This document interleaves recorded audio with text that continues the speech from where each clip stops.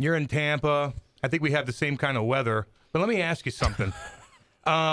Look, when you play in all these different parks, when you play in a park that has a roof, like I know it maybe help you if there's a pop-up and you know the glare's not there, but do you like being indoor like that? Isn't baseball outside with the window blowing and stuff like that? Yeah, I do enjoy playing outside, but there are places where they put domes in good places where you kind of need a roof. Milwaukee, Miami, Tampa, Arizona, there's some extreme conditions there. Yeah. So when we go play Milwaukee early in the season and it's like 10 degrees outside, I'm glad there's a roof. But, as far as the gameplay, it doesn't really affect much. It's definitely a different feel. You feel like you're I don't know. It's just a weird feel having a dome and playing in a dome. So, Kiz, off day, or I'm guessing on a typical Sunday, if you play a matinee and you can fly in, then you have a nice full off day in Tampa, but you guys played the Sunday night game. So tell us, scheduling-wise, when do you get in? Were you able to do anything fun on your off day? Yeah, well, the extra inning game didn't help our travel a whole lot. We got in. I don't think I went to sleep until 4:45, 5 a.m. Man. So it was a late night, early morning, however you want to look at it. And then I slept in a little bit, got up around 11:30, went and grabbed some breakfast, came back. It was beautiful yesterday in Tampa, so went to the beach right by the hotel. Had a nice little umbrella, sat out there for a little bit, and then came back in, relaxed, went to dinner, and then came back watching Netflix and went to sleep. Okay, so I was gonna look back to the Cubs series, which I still want to, but because you brought it up, so Netflix, do you have a go-to show?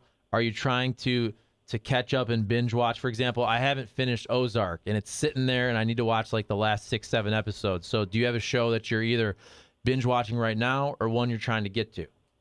Yeah, so I'm currently rewatching Ozark for the new season. I'm a guy where I'll forget the shows because I bounce back between a lot of shows, so I'll forget. So I'm going back. I'm just going to rewatch Ozark because I remember it being so good, and I want to know all the details because it's very complex. So I want to rewatch it, remember everything, and then start the new season that just came out not too long ago.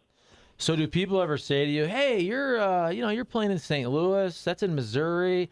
Maybe they don't know much about Missouri. Hey, that Ozark show. I'll take them down to the Ozarks. That's in Missouri. Is it really like that? Do you ever get questions like that? Not a whole lot, but I have been asked that before. I'm like, it's kind of totally different spots in the state. All right, so baseball-wise, take us through this series against the Cubs. I know the Cubs, they don't have a great record this year, but it's always a great rivalry, and you have this odd 5-game series.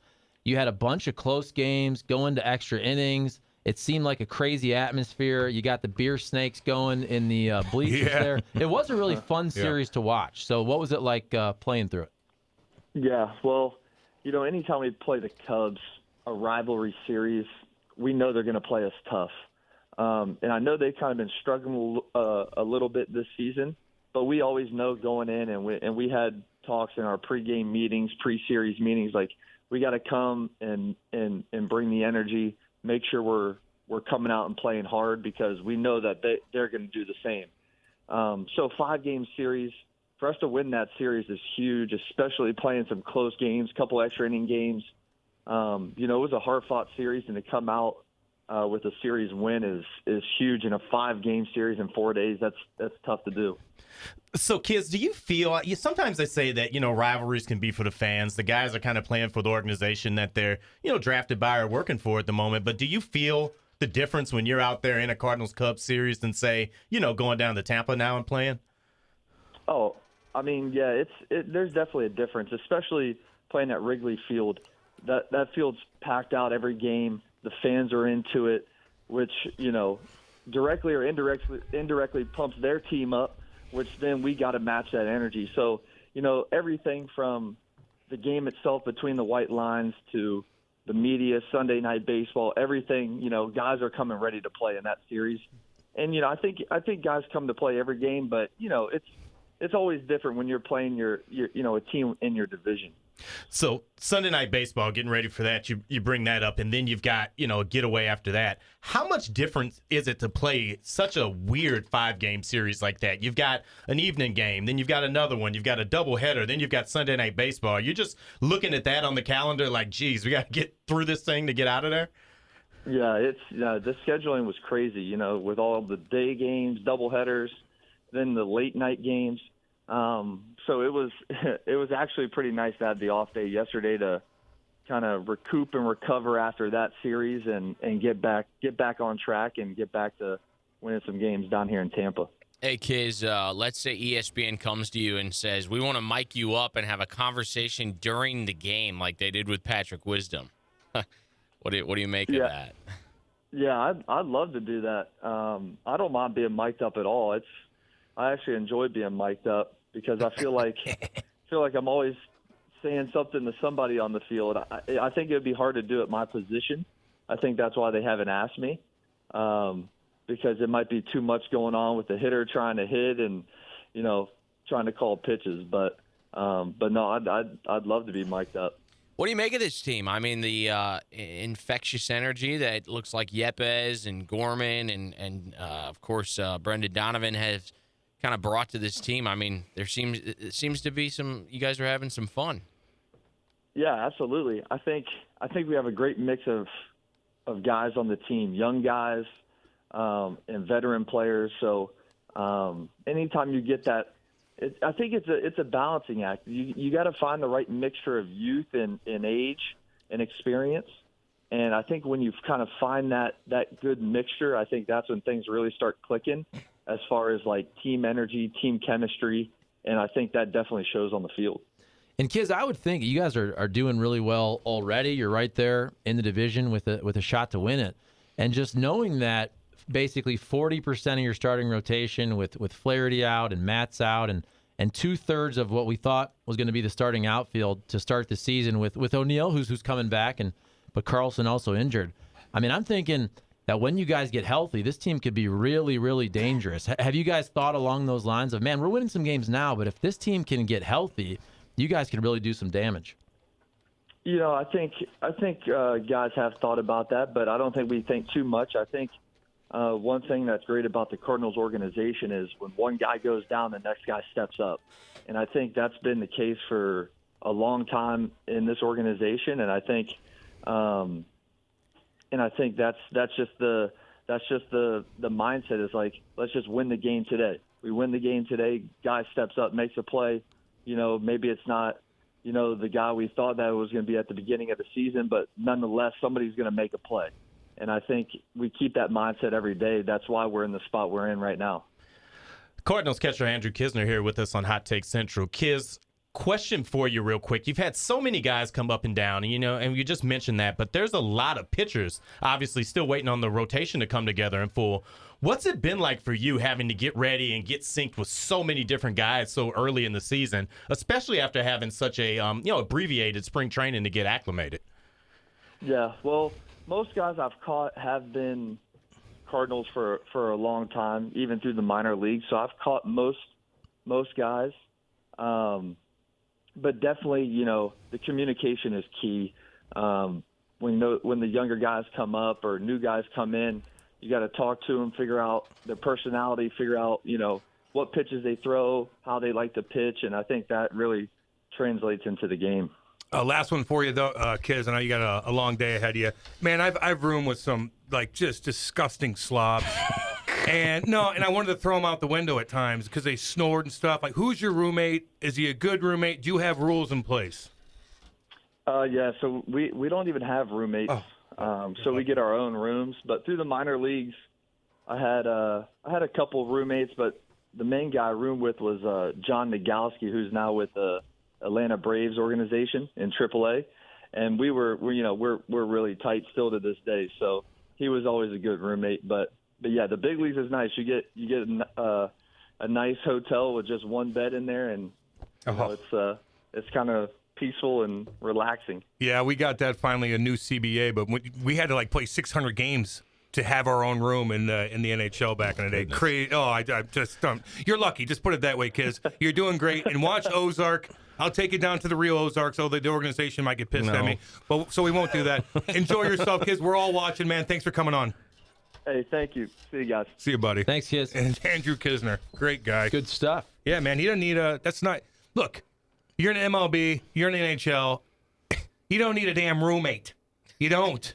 And the young kids in the NHL have it at the beginning. I don't mind that. But once you get to a certain age, like sleeping and not having dumbass boy snoring out the wazoo, calling his girlfriend in the middle of the night where I smack him in his face. Cooking steaks by your head. You're not allowed to talk. Yeah.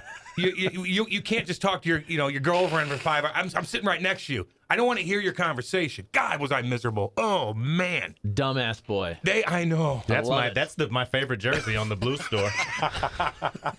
Hey, dumbass boy.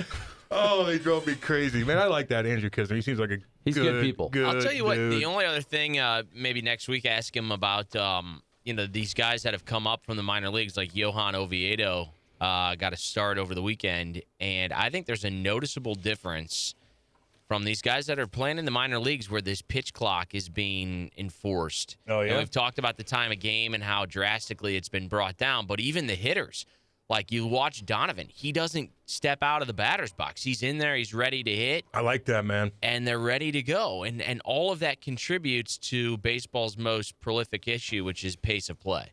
Yeah. Yeah. I get you, man. You got Gallegos out there hanging out for 3.5 minutes.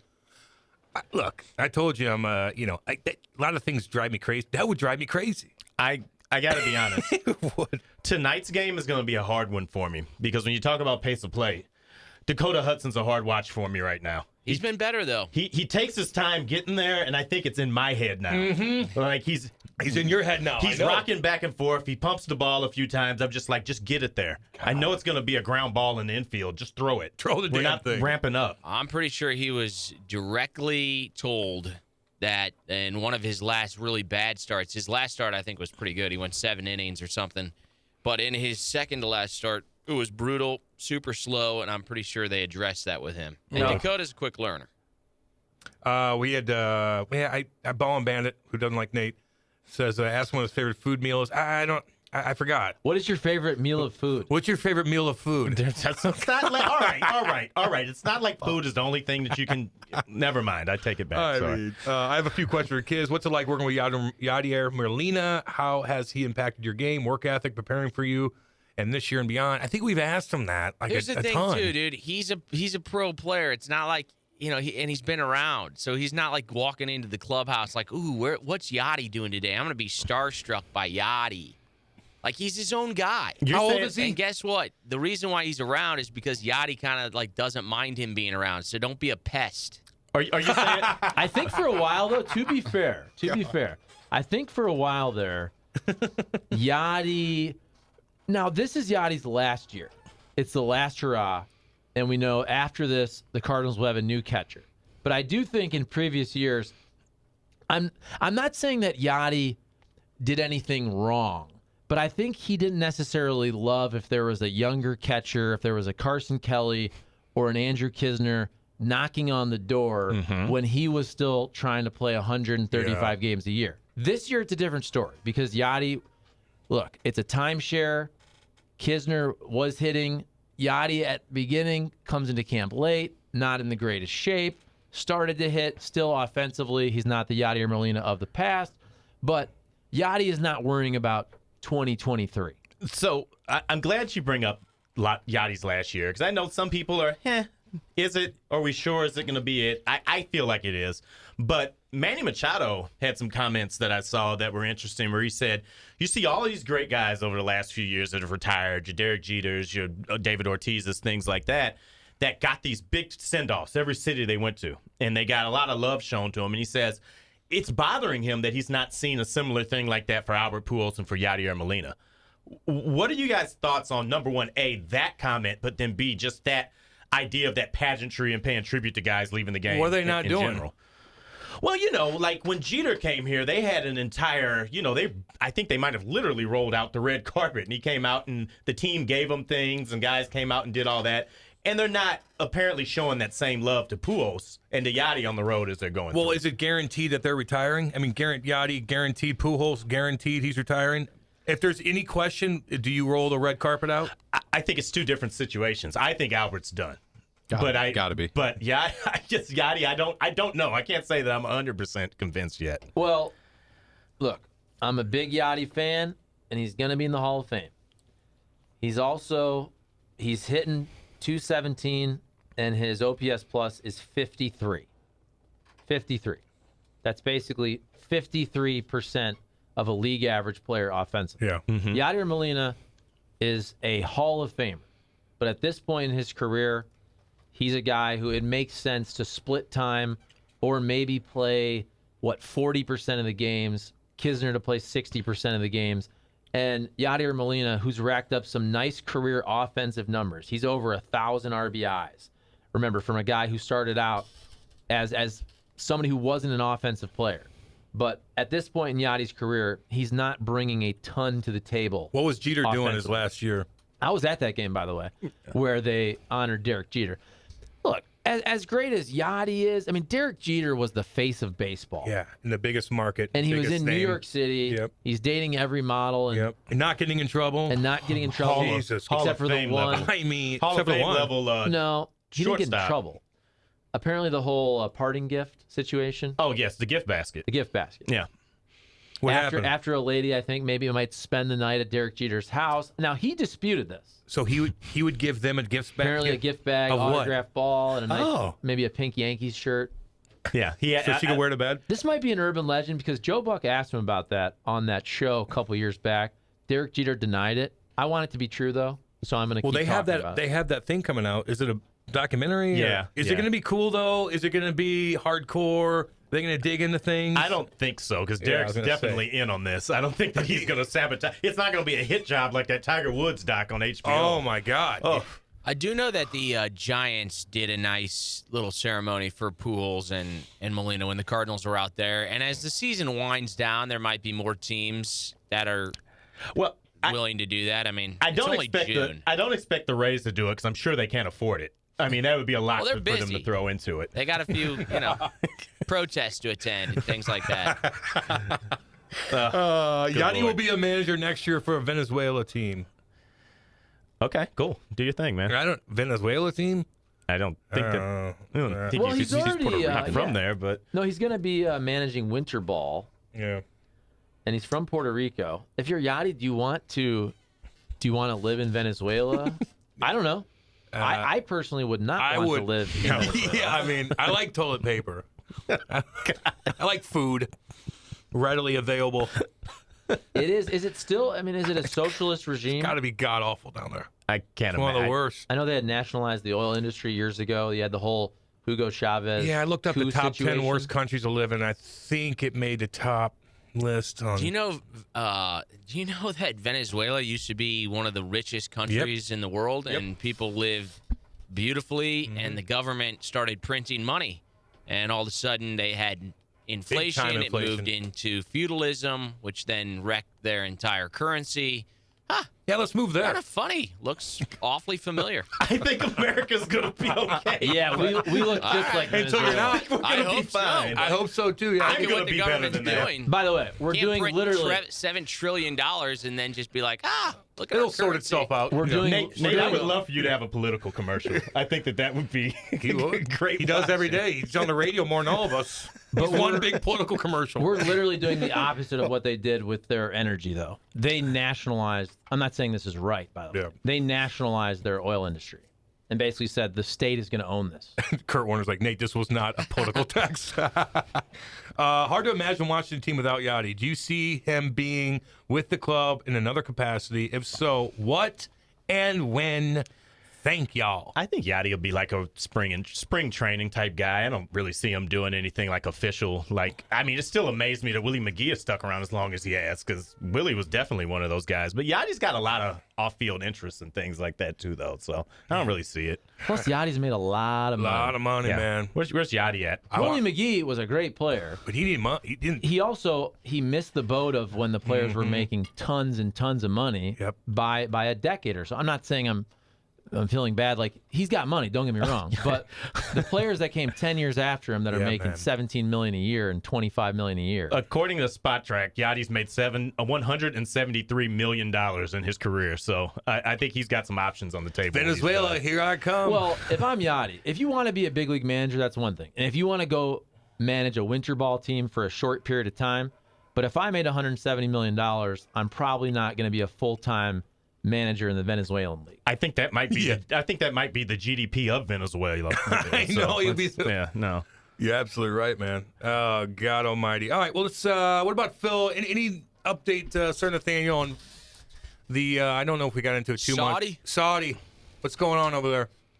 Do they still treat women great? I'm hoping they start paying radio hosts in that Saudi no league. doubt. I'll go do their games. I'll take that Saudi money faster than you can blink. I know. People are calling DJ a sellout, this, that, and the other. Okay, so let's get into it.